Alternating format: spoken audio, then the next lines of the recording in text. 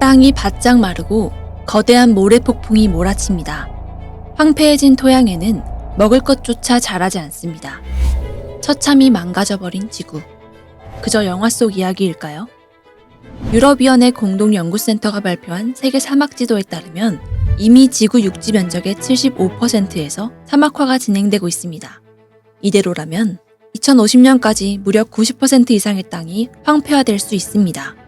유엔 사막화 방지 협약 UNCCD는 경고합니다. 토지 황폐화는 세계 GDP를 위협하고 인구 절반 이상을 물 부족 위기에 빠뜨릴 것이다.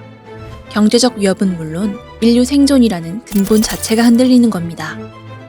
먼 미래가 아닙니다. 30년도 채 남지 않은 우리의 현실입니다. 자연적 혹은 인위적인 요인으로 땅이 회복 능력을 잃고 황폐화되는 현상을 사막화라고 합니다. 이 사막화가 진행되면 몇 가지 심각한 문제들이 발생합니다. 사막화로 건조해진 지역에는 심각한 물 부족 현상이 나타나는데요. 이렇게 척박해진 땅은 식물의 생장을 억제합니다. 재배가 어려워져 작물 수확량이 감소하면 마실 것은 물론 먹을 것도 구하지 못해 극심한 식량난을 맞게 되죠. 인간뿐 아닙니다. 생태계도 무너집니다. 살아가기 적합한 환경이 사라지면서 많은 동식물들이 서식지를 잃고 멸종 위험에 노출됩니다. 이는 생물 다양성 손실로 이어지고요. 그렇다면 대체 왜 이런 일이 발생하는 걸까요? 사막화의 원인은 크게 자연적 요인과 인위적 요인 두 가지로 나뉩니다. 자연적 요인으로는 오랜 가뭄이나 기상이변 등을 들 수 있는데 이런 경우는 전체 사막화 현상의 불과 13%에 지나지 않습니다. 문제는 나머지 87%를 차지하는 인위적인 요인입니다. 무리한 농경지 확장, 산림 벌채, 환경오염 등 인류의 무분별한 개발은 지구온난화를 가속시킵니다. 지구가 뜨거워지니까 땅은 점점 더 건조해지고 건조한 땅에선 사막화가 발생합니다. 사막화로 숲이 사라지면 산소가 감소하고 이산화탄소가 증가해 다시 지구온난화의 원인이 됩니다. 그야말로 악순환에 빠지게 되는 거죠. 전 세계적으로 매년 평균 1200만 헥타르의 생산 가능한 토지가 손실되고 있습니다. 이미 23억 명이 넘는 사람들이 물 부족에 직면해 있고 이대로 30년이 지나면 그 수는 인구 4분의 3으로 증가하게 됩니다. 세계에서 네 번째로 큰 호수였던 아랄해는 그 면적이 10분의 1로 줄어들었습니다. 전체 토지의 40% 정도였던 몽골의 사막은 현재 78%로 무섭게 확장했습니다.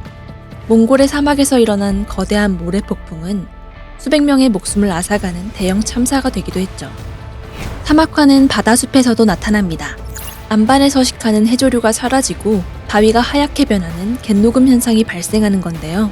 제주와 동해안 등 우리나라 바다 안반의 33%에서도 사막화가 이미 진행 중입니다. 이에 2013년 해양수산부는 세계 최초로 바다 식모기를 제정하고 바다숲 재조성에 힘쓰고 있죠. 인간의 욕심이 만든 인위적 요인 87%. 실로 엄청난 수치입니다. 이대로 손 놓고 있을 수는 없겠죠? 1994년 프랑스 파리에서 사막화 방지 협약이 채택됐습니다. 사막화 현상이 국경을 초월하는 문제인 만큼 국제적 협력은 필수이기 때문인데요.